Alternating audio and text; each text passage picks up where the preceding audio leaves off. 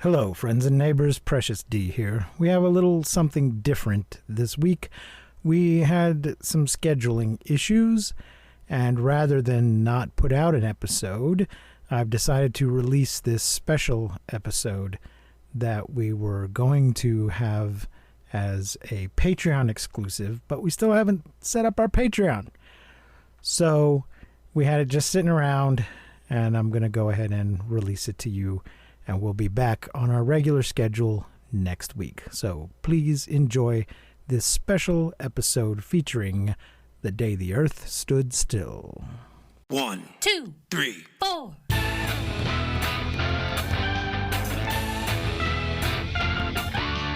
Monster movie. Fun time, go! Monster movie. Fun time, go. Monster. Movie. Fun time. Go! Monster movie. Fun time, go. With Precious D and Honeybee. Fun time, go! Hello, friends and neighbors, and welcome to Monster Movie Fun Time Go. I'm one of your hosts, Precious D. And I'm one of your hosts, Honeybee. Hi! This is one of our special episodes, a bonus. We're going to do a bonus series for patrons on Patreon, and then later we'll release it to the general public. For our first bonus series, we are going to go through the lyrics of the song Science Fiction Double Feature and talk about each of the movies that is referenced in that song. Great idea. Thank you. Two of those movies we've already done episodes about, so I don't know. You can just re-listen to those episodes when it's time. Or maybe we'll do a recap. I don't know. But the first movie referenced is in the first line. Michael Rennie was there the day the earth stood still, but he told us where we stand. This, of course, refers to The Day the Earth Stood Still from 1951, based on the story Farewell to the Master by Henry Bates. It's black and white, 92 minutes, directed by Robert Weiss. The budget was $995,000, and the box office was $1.85 million back in Wow. 1951. Gort is 7'7" or well, the actor that played Gort is 7'7" tall. Not sure if his boots made him a little taller or the helmet did, but Damn. I did not do a kill count on this movie, but I don't think it's very high. I don't think that, it's very high at all in this movie, if any. Gort zaps some weapons. Yeah, but And I think he he never might- kills anybody. I'm trying to remember if he He zaps knocks two them out. guards at one point. No, he knocks him out. Okay. He knocks him unconscious, but he doesn't zap. This movie was remade in 2008, and we'll talk about that a little bit after we talk about the main movie. I think there might have been a higher kill count in that movie. Oh, shit, yeah. There's a really high kill count in that movie. Somebody online here thinks that the two sentries got killed. They might have been knocked out. And they're counting Klaatu as a body count, but he gets better. Yes, this movie is very famous for the line Klaatu Barada Nikto. It is referenced in other movies like The Evil Dead, and there's some Star Wars aliens species who were named Klaatu's and Klaatoans and Baradans or something like that, or one of them. I can't remember if it's the species or the character's name. I think Barada is a Nikto. I think Barada belongs to the Nikto species, and then there's one named Klaatu. I don't know. Honeybee, have you ever seen this movie before? Never. Never. It is a classic. I first saw it a long time ago. I don't remember how long ago. And the only reason I owned a copy of this remake was because it came with a bonus disc that had the original. And at the time, that was the only way. The original wasn't available separately at that time. It was only available. They were forcing you to buy the new one. Damn The it. old one. Yeah. And I think it came with a digital copy of the new one, but not a digital copy of the old one. Ooh. But it was on sale recently, so I bought a digital copy anyway. I like to have that backup. Plus, it meant you could watch it. So Hell yeah. there you go. Well, what are your initial impressions of this movie? I loved this movie. I loved it so much. I thought it was so good and so wholesome. I loved all of the characters. And yeah, I thought it was such a good movie. I really loved Klaatu / Mr. Carpenter, question mark? Carter? Yes. Carpenter? Carpenter. Carpenter, is the yeah. alias he uses. He was, I love, I know that you hate Avatar or didn't like Avatar or whatever, which Did not. we totally disagree about on that front, but I feel Okay. like this is the opposite of that. Like, this is like the opposite of Avatar. Like, in Avatar, right, the guy from Earth goes to the aliens and has to learn how to be like a great human and like a good person, and like, because people from Earth suck. But in this film, it's like reversed, where the alien has to go to Earth and just realize how shitty people are. Uh-huh. And so it made me laugh in that way of like, it's kind of like a reverse Avatar story in that way. I see. I mean, Wait. I liked Avatar better the first time I saw it when it was called Dances with Wolves. Okay, that's hilarious. Yeah. Don't get me started on Avatar. Okay, I won't. The hero is just a... Can you remember his name? I can't remember his name. Couldn't tell you the actor's name. Don't give a crap about him. Why? Unobtainium? Okay, anyway. Yeah, that sequel's finally coming out. I know, I can't fucking wait. Yeah, I can very much wait. I will be waiting for it to come on TV to watch it for free. Well, I'm very glad you liked the day that... Yeah, I loved it. I loved it. Yeah. I loved the characters. I loved Klaatu. I loved and the woman, the mom. I couldn't figure out where I knew her from for a while, but it's Breakfast at Tiffany's. She's the quote unquote decorator. Yeah, she's in that. She's in a bunch of stuff. Yeah, so it was really cool to see her like a little bit younger in the lead role. It was nice to see that. I really loved the movie. I loved, was it Bobby? Yeah, I thought it was great. I was surprised that I had not seen it, honestly. So let's get into the plot here. When a flying saucer lands in Washington, D.C., the United States Army quickly surrounds it. A humanoid emerges and announces that he comes in peace and with goodwill. When he unexpectedly opens a small device, he is shot and wounded by a nervous soldier. We immediately just show our whole ass to this alien. Which is, I feel like, pretty accurate. Yep. Yeah. Yep. A tall robot emerges from the saucer and quickly disintegrates the Army's weapons. Can I just say really quick that I love Gort? Mm-hmm. I love Gort. I'm not even sure Gort's, why. Great. Does he make you feel safe? Yeah, I guess so. I love the design of the ship. Same. And Gort's very nice and simple. Not too many doodads or anything. Just very functional. Mm-hmm. Anyway, the alien orders the robot Gort to desist. He explains that the now broken device was a gift for the President of the United States that would have enabled him to study life on other planets. The alien Klaatu, played by Michael Rainey, Meow. Wow. is What are you saying? I think if he wasn't an alien, I wouldn't give a shit. But like, because he's an alien, I'm like, nice, hot. Okay. He's taken to Walter Reed Army Hospital. After surgery, he uses a salve to quickly heal his wound. Meanwhile, the Army tries, but is unable to enter the saucer. Groot stands outside, silent and unmoving.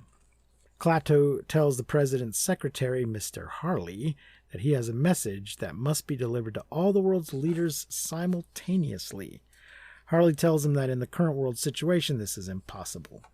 Klaatu proposes to spend time among ordinary humans to better understand their unreasoning, suspicious attitudes. Basically, fuck your petty squabbles. Yes. Harley rejects the proposal and Klaatu is kept under guard.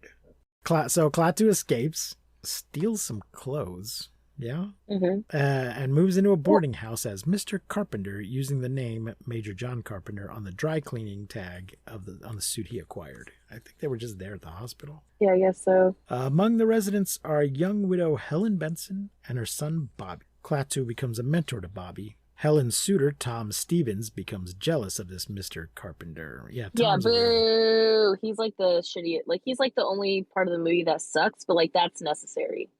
He's the necessary yeah. suck of the movie. Yes. So, I mean, I've seen this movie a number of times before, so it's hard to tell how much I was just remembering. But as soon as I see that kid doesn't have a father, I'm like, oh, he died in the war. Oh. This was probably a pretty common circumstance at the time this movie was made. Yeah, totally. A lot of young widows with young kids. And so, Yeah. I loved this. I loved Bobby. I loved the dynamic. I loved how when, Helen is walking Mr. Carpenter through the house and Bobby's like, la la la la la la la la la, like just very like asking him all these questions. And like, she's like, we promise he's a good kid. And he is really quiet. And, it's just so funny. And I just loved it. It was so wholesome and felt so good. I really loved Klaatu's attitude through the movie and like about the humans, and he just seems very wise and compassionate and all of these things in this movie. Yes. And he's just trying to learn things and gather information, and he just is such a good guy. Yeah, and he's got a real warmth about him. Yeah, he does. That I feel is really lacking in the remake. There's a lot going on in that remake, so we will get to. Yes. The boy takes Klaatu on a tour of the city, including a visit to his father's grave in Arlington National Cemetery. Klaatu learns that most of the deceased are soldiers killed in wars, and this has a big impact on Klaatu. He's looking out at all the graves, and I don't know if you've ever been to Arlington, but it's just row on row of nearly identical little white military headstones. I haven't been to Arlington, but my sister actually has it's the same thing, and I think it's Abilene, where it's like a military cemetery, and it's just like rows and rows and rows of those white headstones that are all and he just looks out at all of these, and he's like, these all died in wars, which we'll find out is part of why Klaatu is here. Klaatu asks Bobby who is the greatest living person, and Bobby suggests Professor Barnhart, because he's like, what do you mean by that? Bobby figures out that maybe the smartest person is the greatest person. It might be who he needs. I think he asked them this after they visit the Lincoln Memorial. And it's just clear from the quotes on the wall and just from, the size of the statue and everything that this was a great man. Hey, by the way, who's the greatest guy right now? And he tells him it's Professor Barnhart, which I think that's part of the whole point of this movie, that the great man is a scientist and not a soldier or a politician or something like that. Yeah. So this is a very political movie. Yeah. And I see so many dumbasses on the internet who complain about science fiction being too political. It's particularly ludicrous when they're complaining about either Star Trek or Star Wars. It's these right-wing dumbasses who liked this thing when they were kids and didn't understand the politics. And now that they're old enough to see the politics in any new stuff, they get upset about it. And they don't understand that, one, everything's political, but two, science fiction particularly has always been political. It's part of what it does, is explores what the outcomes of, not just what the outcomes of science itself, science and technology, but what those impacts will be on society. Yeah. Or what direction is society moving in. It uses the pretense of science fiction to explore where society is going or where it should go, or to warn against where it might go. And this has always been an element of science fiction, but these dumbasses on the internet, they just want to watch some entertaining adventure and don't want any politics in it. And what they don't understand, when I say everything's political, even if you make a nice, safe little whatever TV show, science fiction show, sitcom, whatever, if you make a nice little safe thing that is not questioning the status quo at all, that's still a political statement. That political statement is everything's fine. There's nothing to be concerned about. Everything is fine the way it is. And that is also a political statement. So anyway, Interesting. This Hitting us with the truth today. Thank you. But this movie back in 1951, just like Godzilla was when it was made. Yeah. This movie is making a specific political statement about the direction we could be going in. So they go to visit Professor Barnhart, but he's not home. And Klaatu enters the house. Barnhart's blackboard is covered with equations, and Klaatu adds to them. After being discovered by the housekeeper, leaves his contact information. So he basically finishes a problem the professor's been working on. Yeah, which this part confused me just a little bit because of the conversation that they eventually have when he is like, I use this equation to go from one planet to the other. But then he's like, tells the professor that the reason why he's here and such is because if we find out how to travel from one planet to the other, then we're fucked. And I'm like, well, then why the hell did you finish the math equation? Well, it's not just us traveling. That's okay. It's if we take our warlike ways off the planet with us. Right, which at that point, he knows that we will. Like, that's just our nature or whatever. Right. And so I'm like, well, then why did you finish the math equation? Now you gave him all of the... You're supposed to do that after we, like, make a truce or something. Right. I just thought it was very, like, it was kind of funny. Like, a little strange to do so early on. Like, wait a second. But he needed to give Barnhart a reason to contact him. To trust him and contact him, He had information. Right. That evening, a government agent escorts Klaatu to Barnhart. There's... throughout the thing, you know, they're like, who is this Mr. Carpenter? And Bobby's like, oh, he's great. Do you think he might be a spy? Do you think he might be... An FBI agent, a gangster? Whenever anything questionable comes up about him, Bobby's equally excited whether he might be a good guy or a bad guy. Yeah. He doesn't care. So he appears to be arrested in front of the whole boarding house, or at least in front of Bobby and his mother. And Bobby's just like, why did they come take him away? Is he a spy or something? Maybe he's a jewel thief. Maybe he's a... Oh, yeah, he has diamonds with him for currency. He gives Bobby one in exchange for $2 so they can go to the movie. Yeah. I don't know what movie they went to, but I hope it was good. And, yeah, at some point, the boyfriend... Yeah, I think about this point. They find out about the diamonds, and the boyfriend... This makes the boyfriend very suspicious, and he takes them to get them appraised to see if they're real. But, he gets taken by the government agents to go see Dr. Barnhart. So it's not clear what Dr. Barnhart's job is, but he must be working for the government on nuclear shit or something, if he can just call some soldiers and have them go pick up somebody for him. Klaatu tells Barnhart that the people of other planets are concerned about Earth's possible aggression, now that humanity has developed rockets and rudimentary atomic power.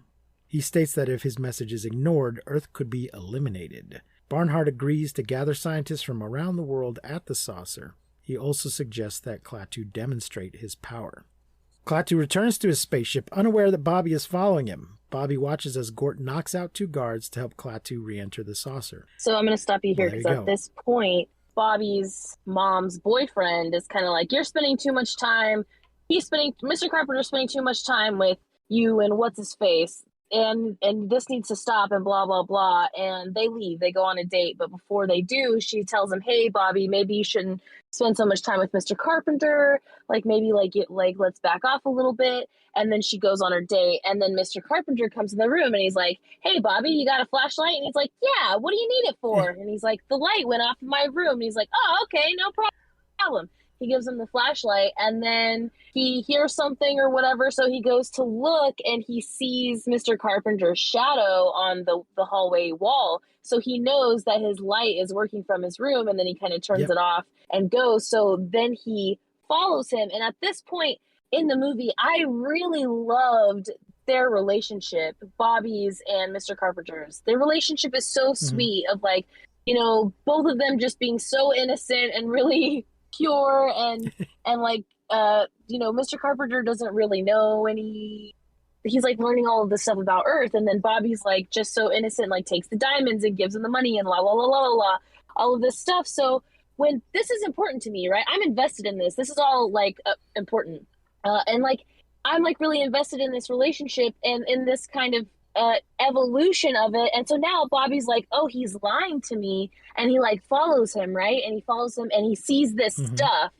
And at this point, like where we are, like what you're saying, like when he knocks the 2 guards out and stuff, and we see all of this, you're like, I'm like, oh no, like I'm so worried about Bobby, like thinking that he's bad or like that he's, you know, and at some point in the film, we kind of fall off of this storyline, like the Bobby, Mr. Carpenter relationship storyline. I feel like at this point somewhere, like when Bobby goes home and like tells his mom all of this stuff, and they kind of find out like they're not sure if he's telling the truth or not, then it kind of just, there is really no more Bobby in the movie, you know, but they have you so invested in their relationship, and like, and now I don't know, this is like one of the disappointments of the movie for me, is that they kind of end, this kind of ends somewhere around here, the Bobby Mr. Carpenter thing.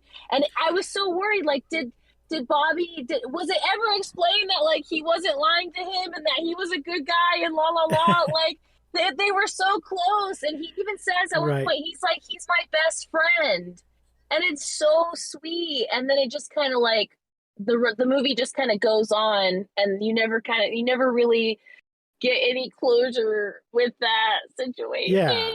So yes, like, it's only 92 minutes, and they don't waste a whole lot of time. So that, not that it would have been a waste, but yes, there's never a goodbye between Bobby and this is kind of important to me too, because in the next movie, the relationship and the kid, it's like, it's just so different. Shortly, the relationship is about to switch between Bobby and Klaatu and the mother. Helen. Bobby's been his accomplice up to this point, and now Helen's about to become his accomplice. Yeah. So Tom apparently has been trying to get Helen to agree to marry him, and she's not said yes, but hasn't said no either. She's given him I need to think about it. I think part of it is because of Bobby. Yeah. But that might also just be an excuse. Maybe she just doesn't really... I don't think if Bobby wasn't there... I mean, yeah, she has to be sensitive about the kid's feelings on the situation. But I'm not convinced that if the kid weren't there, she'd marry him anyway. Same. I think she's just hanging out with him right now until something better comes along. Oh. Or until she figures out she doesn't need a man. But then Handsome Alien comes along. But that's not where this movie ends up either. It's just because of him that that Tom shows his true nature, and she realizes no. Yeah. So, Klaatu returns to his spaceship, unaware that Bobby's following him. Bobby watches as Gort knocks out 2 guards to help Klaatu re-enter the saucer. Bobby runs home and tells Helen she does not believe him, but Tom is suspicious. The next day, for half an hour starting at noon Washington time, all electrical equipment on Earth ceases to operate except for essential services such as hospitals and airplanes in flight. Mm-hmm. Because until they said that, I was like, wait a minute. Yeah. Well, they talk about how he needs to do something dramatic but not destructive. Mm-hmm. So he doesn't want anybody to die. Right, and I was thinking, how is this not destructive until they specifically tell us? Yeah. No airplanes conked out in midair. Yeah. And the hospitals were still going.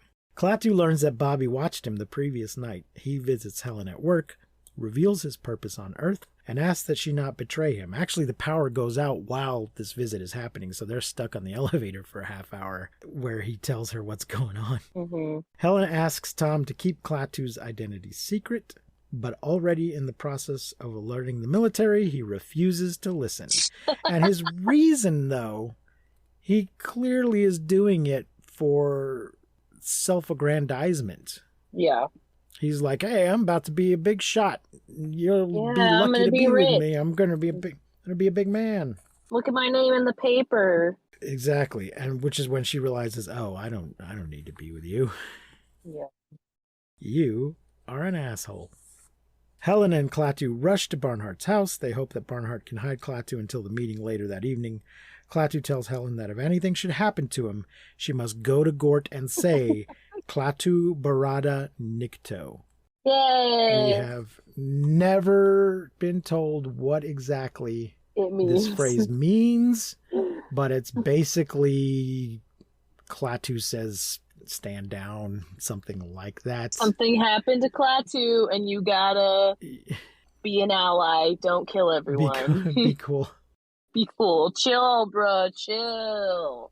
Now, in Chill. accepting the AFI Lifetime Achievement Award in 1998, director Robert Weiss closed his remarks by saying, I'd like to say Klaatu Barada Nikto, which roughly translated tonight means, thank you very much from the bottom of my heart.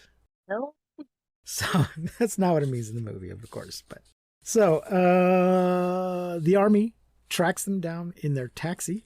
Klaatu is shot dead. With a machine gun. I only know it was a machine gun because the subtitles said machine gun shots. His body is taken to a nearby police station cell. Helen rushes to the saucer and speaks the phrase. Hearing Klaatu's words, Gort retrieves Klaatu's body and revives him. Well, he picks up Helen and takes her into the ship Yeah. first, though, right? Yeah. Yeah. And I think I read that although the actor was tall, he wasn't that strong, so that we don't see Gort pick her up. Mhm. He's just suddenly carrying her. Burying her, yeah. So they had to kind of pick her up and put her in his arms. I think also just bending over in that outfit would have been Yeah. prohibitive. So yeah, Gort retrieves Klaatu's body and revives him, though Klaatu tells Helen that his revival is only temporary. I don't remember that part. Neither. So I guess he's gonna die later. Klaatu tells Barnhart's assembled scientists that an interplanetary organization has created a police force of invincible robots like Gort. In matters of aggression, we have given them absolute power over us, Klaatu concludes. Your choice is simple. Join us and live in peace, or pursue your present course and face obliteration. We shall be waiting for your answer.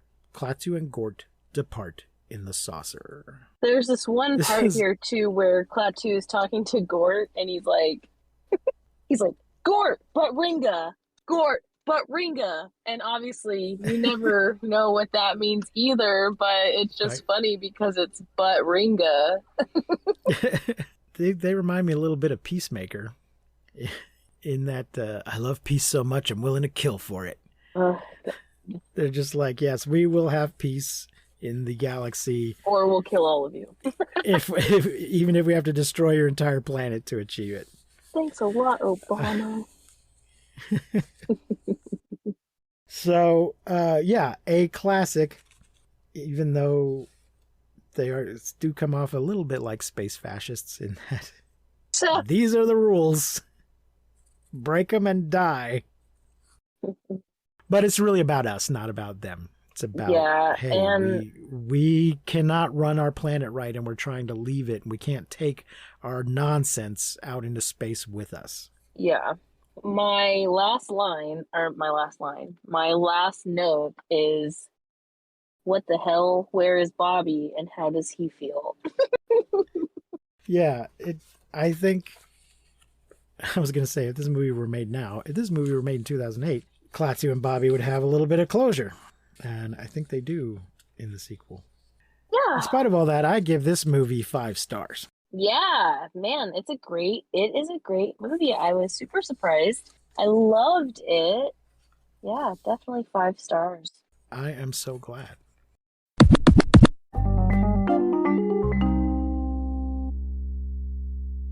I don't think either of us felt the same way about the 2008 remake. I knew that you hated it before I even watched it because I know that you.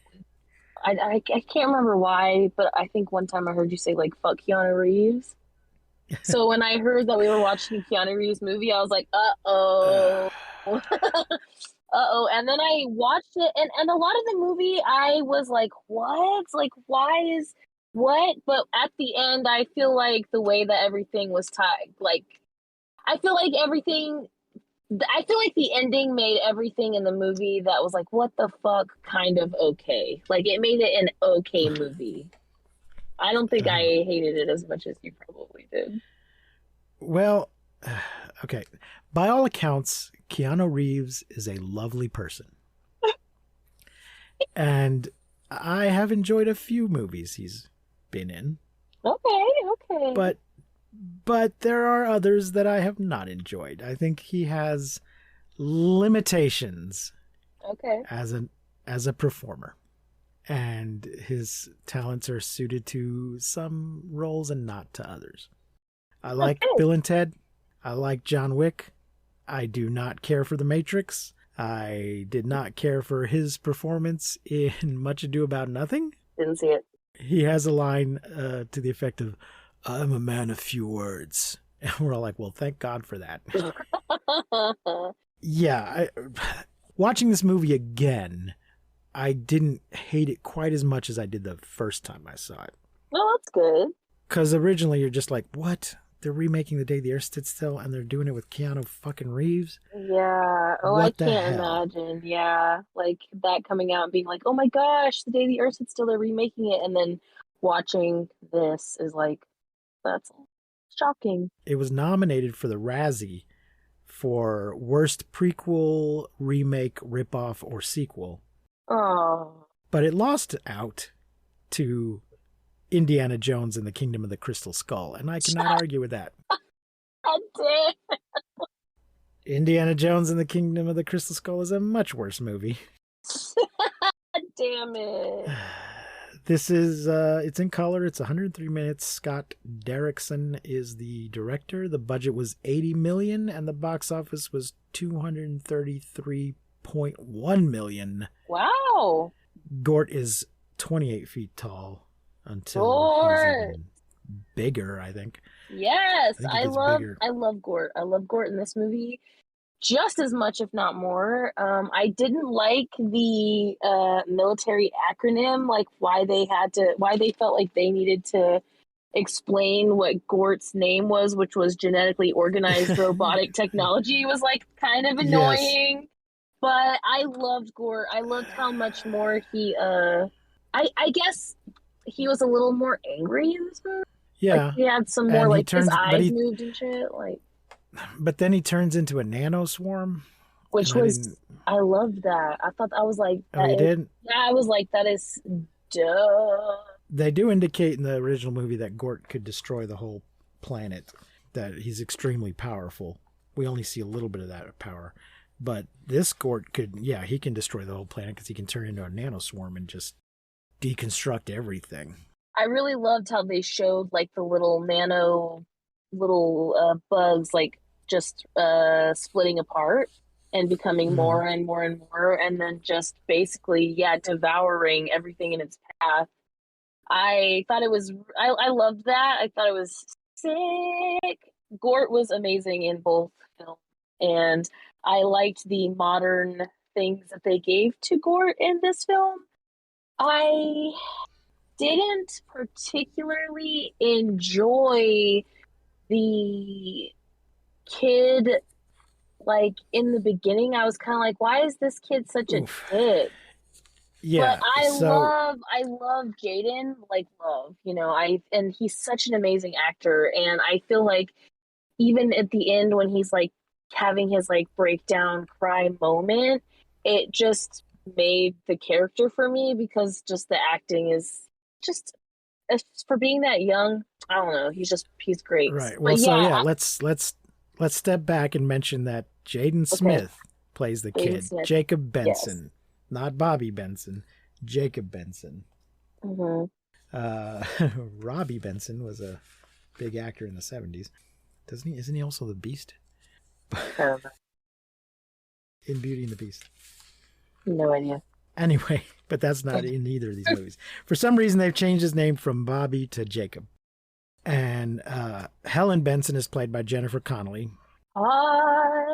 Always like to see Jennifer Connelly. Yeah, she's so ever beautiful. since Labyrinth. Keanu Reeves, of course, plays Klaatu. He also plays just some mountaineer back in 1928. Mm-hmm. Like where he finds his human form. Yeah, this, I don't know why I don't know. I guess in the 50s it was fine if aliens just looked like humans. Mm-hmm. But in 2008 they felt the need to explain why he looked like a human. Yeah. So back in 1928, this mountaineer just comes across this glowing sphere that then takes a DNA sample from him. Yeah. And then years later uses that DNA sample to create some kind of avatar for Klaatu. Because Klaatu talks about this body Mm-hmm. as if I'm inhabiting this body, but it's not my normal body. Right. There's big people in this movie. Yeah, totally. I'm sure this all looked good on paper. Let's just go through who.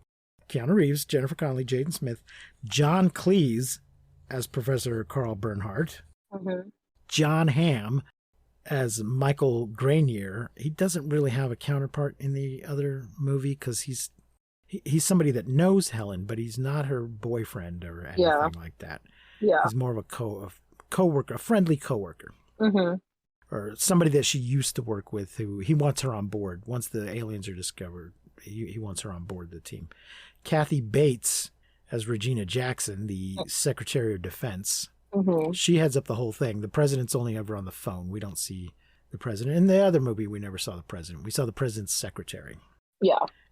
Which made it seem like personal secretary, not secretary of a department. Mm. But this one is Secretary of Defense. And James Hong as Mr. Wu, who is another alien who's part of like the advanced team. He's been living here for years. He's been living here so long that even though he thinks we should all be destroyed, he wants to stay here and be destroyed with us. Yeah, like 74 years or something like that. Yeah. The James Hong is great. He is in, if you haven't seen it yet, Everything Everywhere All at Once. James Hong is in that. He's in a million things. You've seen him in thousands of things over the years, I'm sure. But he's still in stuff right now. He's in a movie that's out right now.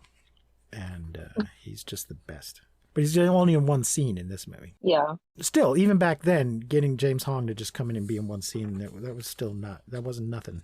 So the original was about, nuclear power, nuclear war, the potential for nuclear war being taken into outer space. This movie is more about ecological concerns. Humans.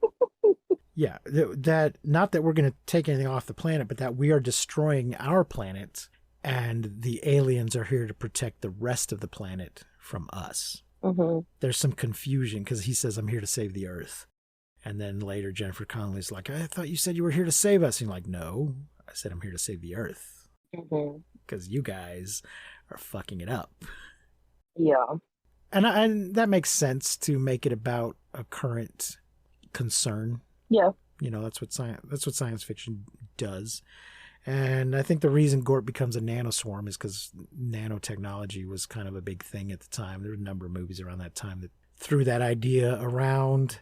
It doesn't seem to have gone anywhere, so nobody talks about it much anymore. Maybe it'll come up again, but there was a time when it looked like if we can just make the robots small enough, we can do anything with them. Mm-hmm. But it may be that we've just concluded, nope, can't make the robots small enough. Try as we might, can't make them small enough. But I'm sure somewhere somebody is still working on it. Basically, the conflict in this movie, though, is because the other Klaatu came to give us a warning. Mm-hmm. Seems like this Klaatu, well, he wants to give us a warning, but then when he's not allowed to speak to the UN, so he's landed in New York, not in D.C., because he's landed in New York to go talk to the UN. Mm-hmm. And they won't let him. So he's like, all right, I guess it's just time to initiate, plan, wipe out all the humans. Yeah, there's also this other fucking moment that's real weird where he kind of has this weird moment of like, okay, well, I'm just gonna do this random fucking thing with that like for no reason. When they stop him, it's like a cop, and the cop is like, he's like freeze or whatever, and he like puts his hand on this car and it like runs over the cop and like kills the cop, but then Yeah. he like brings the cop Yeah. back to life. I was like, what the? Yeah. Like he was just like, hey, like look what I can do. But then Jaden thinks that he can bring his father. Oh, so we didn't. So in this version, I don't know why they did it this way, unless it's just to reflect the kind of families we have now that are more common. Jennifer Connelly is still a widow, but Jacob is not her son. He's her stepson. Yeah, his So mom died when he was a they- baby, and then his dad died. Yeah, they have a strained relationship because he kind of has this "you're not my real mom" attitude, and she is trying to be his real mom. She clearly cares about him, but he has this, well, she's just taking care of me because she got stuck with me Mm-hmm. attitude. He's a real little shit. I didn't like him. I did not care Yeah. for him at all. Yeah. And in fact, he's like, that guy's an alien. We should kill him. Mm-hmm. That's We what need Dad to would turn do. him in and kill him. Yep, Dad would kill him. And so they have to mend or not even mend, but just develop their relationship. And the relationship between him and Klaatu, the relationship between him and his stepmother is bad. The relationship between him and Klaatu is bad. Then when he sees Klaatu bring somebody back to life, he thinks Klaatu can bring his father back to life. Mm-hmm. Sort of tricks Klaatu into going to his father's grave with him, which is just dumb. There's just such a big difference between fixing somebody who just now got broken and Sure, fixing but he's, someone who's he's been- a young kid. fixing so- someone he's not that young. Fixing somebody who's been embalmed and buried in the ground for a year or two is a much bigger task. Yeah, but how old is he? In Then- 2000? How old is the kid supposed to be? I don't know. It seemed like he should have. I mean, I understand. Maybe he just He's had no idea what the limit. I mean, yeah, this alien did something impossible. Maybe he can do anything impossible, but no. It was worth a try, I guess. he was 10 in this movie. Yeah. Yeah, I guess it was worth a try. Let's see if he can. Yeah, totally. Bring And my like father back you to said, life. I was like, damn, going from Bobby to Jacob, I was like, it was such a drastic difference. I was like, damn, why is this kid being such an ass? And like, yeah, like his dad is dead, blah blah. And like as the movie progressed, you really like, I feel like you get it by the end of the movie because Jaden Smith is a brilliant fucking actor, even at 10 years old. And you have that moment of like the humanity and Klaatu seeing the humanity and seeing like, okay, like people, there's this whole speech too that he has with Dr. Barnhart where he says something like, we change when we're forced to, like we change on the principle or whatever he says. And like, and then Precipice. Precipice. Yeah. And he's like, Klaatu's like, oh, okay, I see. He has this like, sees this moment of Jacob and Helen, I don't think her name's Helen in this movie, fixing their shit and like sees them like, No, it's Helen. It's still. oh, is it? Okay. It's Helen. So like when the nano swarm starts hitting them and he looks at her and he calls her mom. And it's just like this whole moment and I feel like through the like scene with the gravesite, through this moment with Helen, through like the Klaatu Jacob relationship, it kind of like answers all of those questions of like, why is it so different? Like, why is it, because you're going from this really wholesome movie from 1951 to something very different that like you can see where the ideas are like based, or like you can see like there's still like gore and stuff like that, but it's just very different. And I kind of feel like the acting in these like final scenes kind of ties all of that together. So I don't know, it's so hard to say whether or not that makes it a good remake though, you know what I mean? Yeah. Well, I just, watching them back to back, it's just Keanu. I mean, they were going with, okay, he's an alien, he doesn't have human emotions and whatever, but he just lacked any sort of warmth that Michael Rainey had. Yeah. And yeah, they decide there's got to be a bunch more inner human conflict. So the kid's got to be a brat. Mm-hmm. And I just didn't need it, I was Fuck I was them fine with kids. having a nice kid. Yeah. I don't think I'm as big a fan as Jaden in general as you are. I'm not saying he's bad. He's I guess I'm kind of Jaden neutral. I'm a fan. I like John Hamm and I like John Cleese. But yeah, I think the whole thing just lacked any sort of warmth for me. And even Jennifer Connelly, although I love her, she was just kind of bleh. Oh, I didn't feel like gave her a whole lot to work with. yeah. She is a lady scientist. Yeah. She's an astrobiologist. That's why she doesn't just happen to run into the alien like in the original. Mhm. She is brought into the situation on purpose Yeah. because she's smart and she knows stuff. Not sure that it actually ends up impacting the story, though. I mean, yeah, she ends up as a person impacting the story, but the fact that she's an astrobiologist doesn't really seem to play into, other than giving her a reason to be on the team. Yeah. I don't think she needs Basically, the reason why she gets so close to him is because she volunteers to be the doctor that administers this drug that's supposed to get him to tell the truth or whatever. So that's Yes, the only reason yeah. why she continues to be close to him, is because the government thinks Yeah. that they can trust her. And she's basically like she's trusting her instincts and saving this alien because she thinks he's here to help us. Yeah. She doesn't realize that Yeah. he's there to destroy the earth or whatever. Right. But he does. So Gort starts initiating the final solution on the humans, and Klaatu does decide to try to stop him. Mm-hmm. Oh, I wanted to mention that they do say Klaatu Barada Nikto in this movie, Yeah. but not so as you'd notice. And that apparently was at Keanu Reeves' insistence, so good for him. Yeah, it He was says it at the beginning. at the very beginning. Yeah, right after the blood spat, like right after they shoot, like what up? Yeah, They because we shoot still get he comes out. So the ship in this is just a big glowing, giant Orb. glowing ball. And then we find out that there's smaller orbs around the planet. And I guess once the plan gets activated, these other orbs will activate. But I did not care for that look. I like how they made it like it's an arc, like they're trying to get species off the planet to take them to another planet. Oh, that's right. So that That's they right. The can- small orbs were gathering up. Yeah, they were gathering small the orbs were gathering species, samples. and they're like, it's an arc, and then he's like, well, what comes next? And she's like, the flood, and then it's like all these like nanobots. Yeah. And then the nanobots seem to be disassembling all the man-made stuff. Mm-hmm. But eventually, Keanu is... Oh, so anyway, I think they just didn't want to put what now has become a cliched flying saucer design.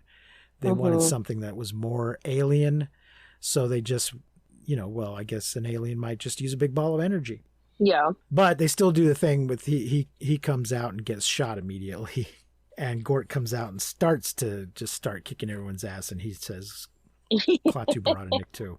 But they distort his voice so much that if you're not really listening for it, you don't realize it. So it's more of an Easter egg, really. Yeah. I definitely wrote it down as soon as I heard it, but then I was like, oh, it's different. And then when they said, like, we're calling it Gort because it's a genetically organized robotic technology, I was like, oh, go fuck yourself. yeah, it was dumb. Oh, it says here Smith said he found Jacob difficult to play because he felt the character opposite to his personality. He did That's such a why good they call job. it acting. Yes, It's called acting. Smith had met Reeves before on the set of the Matrix sequels, which featured his mother, Jada Pinkett Smith. I did not realize that. Yeah. Oh, it says here that his relationship with Helen was written as a microcosm of how Klaatu comes to see humanity.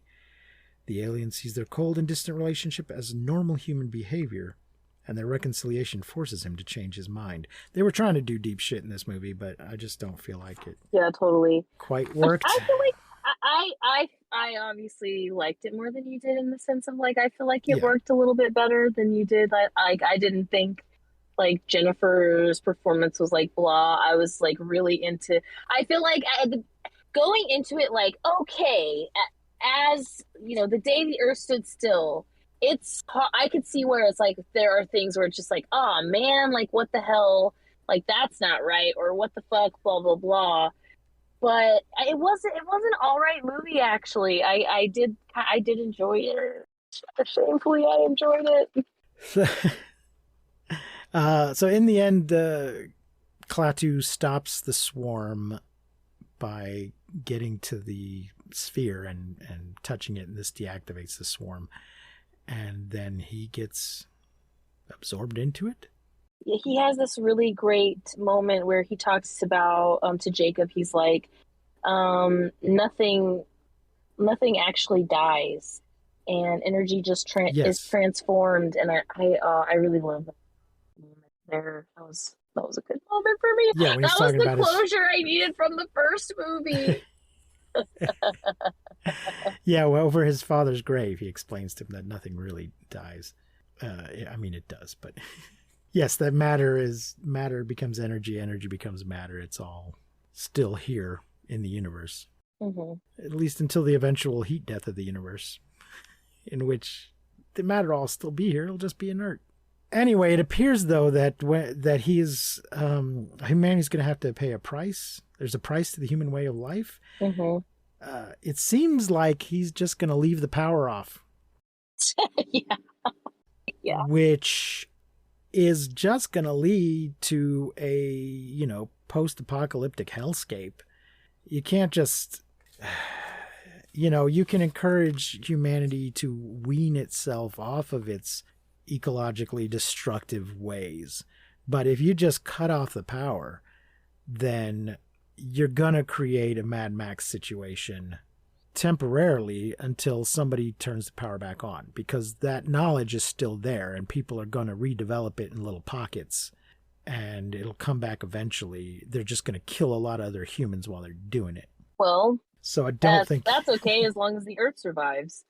So it doesn't really matter. But I'm saying it won't. We're still gonna. I doubtful that we'll learn our lesson, because in that it's our nature. We have to make a choice to do better.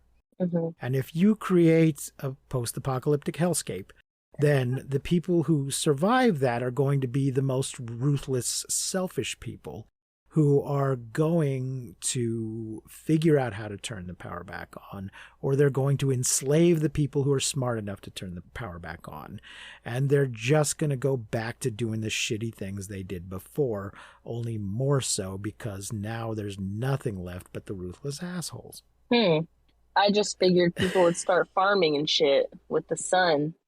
Some of them are going to do that, but the warlords are going to institute feudalism again, and it's going to be unpleasant for a long time. Yeah, he should just kill us off. I'm not saying that either. It's the better thing to do, and we all know it. We all know it. I mean, you might end up with Star Trek eventually. In the Star Trek universe, there was a big upheaval that killed off a large percentage of humanity, and they managed to come out the other side better for it, but I'm a little pessimistic. So we gave the original 5 stars. Honeybee, what are you going to give the sequel? Or I mean the remake? I am going to give the remake I'm maybe 3. I don't know. I feel like as far as a remake goes, it's not a very good remake, but I did feel like it was a pretty good movie. Does that make sense? I guess. Like I liked the movie. I thought they're just so different. They're just so different. Mm-hmm. So like as far as a remake goes, I understand why they tried to like make everything modern and make real problems and make the things deep, and I really appreciated that. I liked it. I felt like it tied the questions of why did they do this? Why would they make this so different altogether in the end? And so, yeah, I liked it. I enjoyed it. It's not as good as the first one, and it's not a very good remake, but I did enjoy it as a film, like as a movie. Just on its own? Yeah, like on its own. I'm going to be generous and give it 2.5 stars. I think I originally gave it 1 star. Damn. That makes sense. Totally makes sense. But watching it this time, I did try to sort of judge it on its own merits as well as judging it as a remake. Mm-hmm. And so I'm being generous by giving it 2.5 stars. Yeah, I could definitely see, like, if I had watched The Day the Earth Stood Still like earlier in my life and loved it as much as I did, and then all of a sudden there's a remake, and I watched this film, I would be devastated, and I think I would hate it.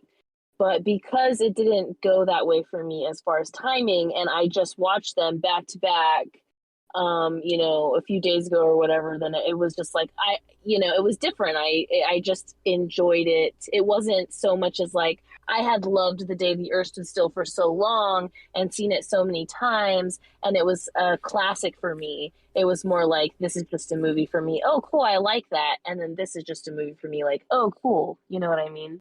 Yeah. So I could see where it would be devastating. Before we go, I do want to mention that somebody that was in the original that we forgot to mention, Mrs. Barley, was played by Frances Bavier. Okay. Bavier? I'm not sure how it's pronounced. Most people, I don't know if you would know her, most people would know her as Aunt B on the Andy Griffith Show. And later Mayberry RFD. Yes, this was a few years before she played Aunt B. She was one of the people living in the boarding house. Was she running the boarding house? I think she was running the boarding house.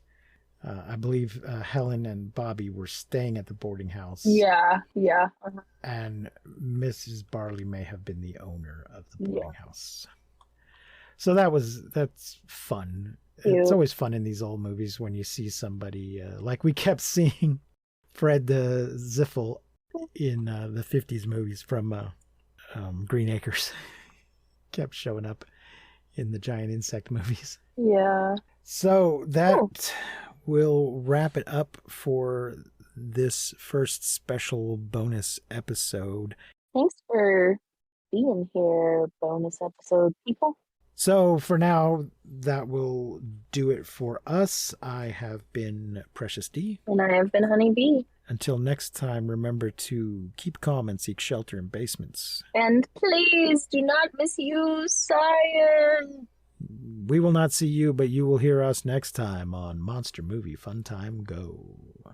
Klaatu Barada Nikto. You've been listening to Monster Movie Fun Time Go. If you enjoyed the show, please rate and review us on your podcasting platform of choice. Our theme song is by the Texacato Folk Rock Punk featuring Lita Lopez. You can support the show, find links to our social media, and even leave us a voice message at anchor.fm/MMFTG.